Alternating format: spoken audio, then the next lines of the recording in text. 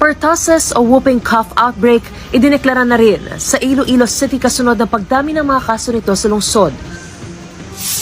Dahil sa dumaraming kaso ng pertussis sa bansa, pagbabakuna sa mga sanggol, pinagding pa ng DOH. Para maaga nang makabiyahe, mga empleyado ng gobyerno half-day lang ang trabaho sa Miyerkules Santo.